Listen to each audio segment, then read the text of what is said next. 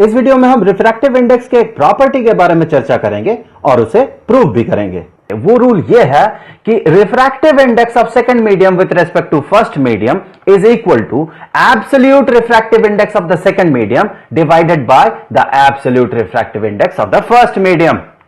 और इससे आगे हम ये भी प्रूव कर सकते हैं कि ये बराबर होगा relative refractive index of second medium with respect to third medium, अर्थात हमने एक और मीडियम कंसीडर किया, divided by relative refractive index of the first medium with respect to that third medium. तो सबसे पहले हम इसे मैथमेटिकली नहीं बल्कि इसे इंट्यूटिवली समझेंगे, इसके इंट्यूशन को ग्रास्प करेंगे।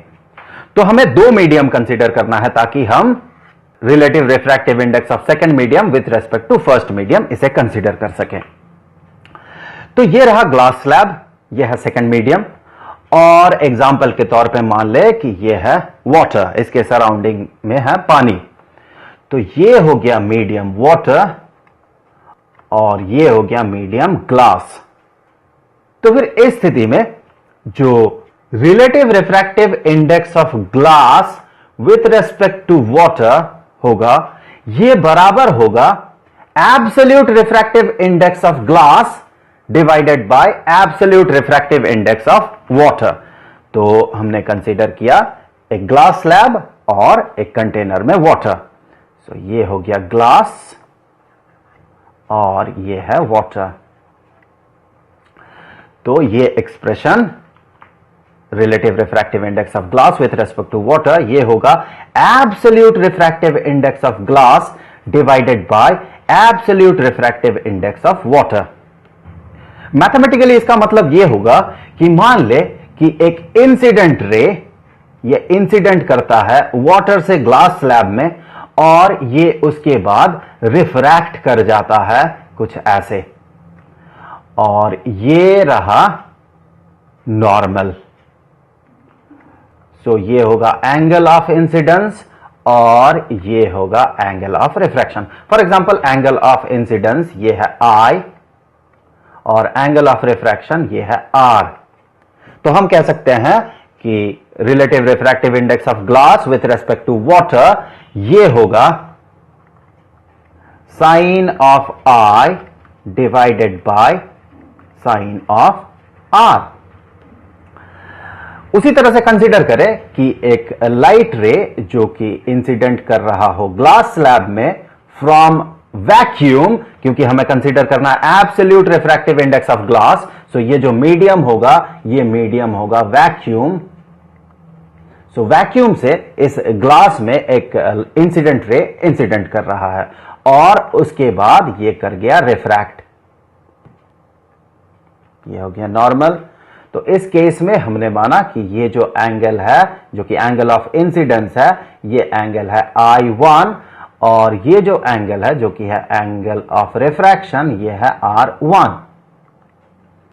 और इसी तरह से एक लाइट रे इंसिडेंट कर रहा हो इस वाटर के कंटेनर में, वाटर में, और ये उसके बाद कर जाता हो रिफ्रैक्ट, ये हो गया रिफ्रैक्ट कुछ इस तरह से, और ये रहा इस केस में नॉर्मल। और अब एंगल ऑफ इंसिडेंस हमने माना ये है I2 और एंगल ऑफ रिफ्रैक्शन को हमने माना R2। तो फिर यहां absolute refractive index of glass ये होगा sine of I1 divided by sine of R1।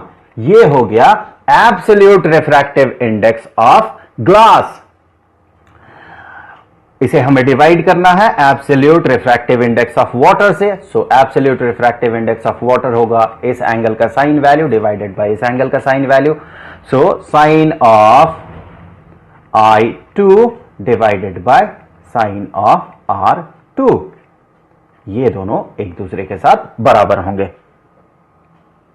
अब देखिए हम इसे प्रूव कैसे कर सकते हैं। तो इसके लिए देखिए हम कह सकते हैं कि relative refractive index of glass with respect to water, इसका मतलब होगा speed of light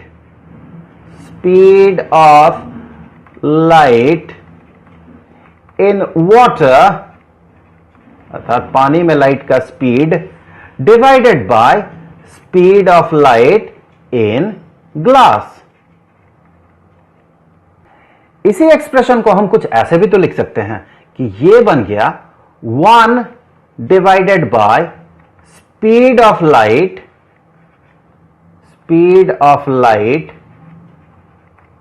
in glass into speed of light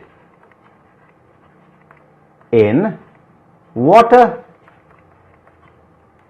अब हम क्या करते हैं कि न्यूमरेटर और डिनोमिनेटर दोनों जगह पे हम एक सेम नंबर मल्टीप्लाई कर देते हैं, और वो सेम नंबर ये है कि speed of light in vacuum, speed of light in vacuum.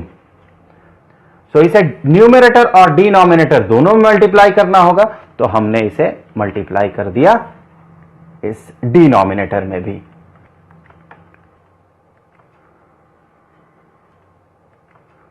तो देखिए ये जो बन गया ये है absolute refractive index of glass, और ये होगा 1 divided by absolute refractive index of water. कैसे? क्योंकि देखिए ये जो न्यूमरेटर में जो एक्सप्रेशन है, इस एक्सप्रेशन को हम डिनोमिनेटर के डिनोमिनेटर में लिख सकते हैं।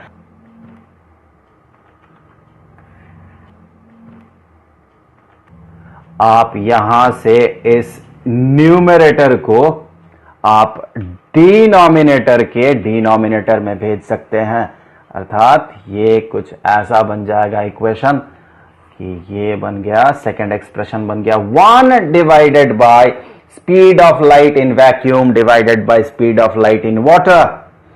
सो इसी को हम कह सकते हैं कि ये होगा absolute refractive index of glass into 1 divided by absolute refractive index of water. So 1 divided by absolute refractive index of water.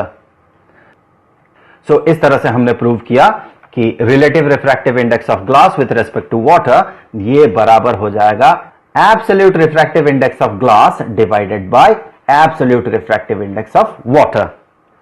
यहां पर देखें कि अगर हम यहां speed of light in vacuum को मल्टीप्लाई ना करके हम यहां कोई भी थर्ड मीडियम को मल्टीप्लाई करते, फॉर एग्जाम्पल ये केरोसिन अगर होता, तो हमें डिनोमिनेटर में भी कंसीडर करना पड़ता speed of light in kerosene. So ये पूरा का पूरा जो एक्सप्रेशन है, ये सबसे पहले इसे देखें, ये बन जाएगा relative refractive index of glass with respect to kerosene, और ये दूसरा एक्सप्रेशन बन जाएगा 1 divided by relative refractive index of water with respect to kerosene.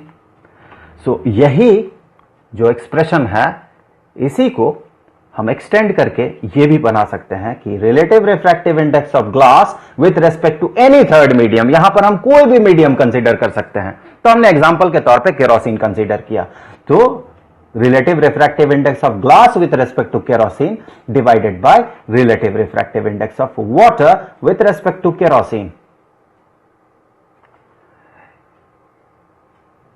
इसका मतलब ये रूल कि relative refractive index of glass with respect to water, ये जो इस एक्सप्रेशन के बराबर है, ये तब भी स्टैंड करेगा जब हम यहां वैक्यूम के बदले कोई और मीडियम कंसीडर कर ले। तो हमने कंसीडर किया था केरोसिन, तो ये अब भी स्टैंड करेगा।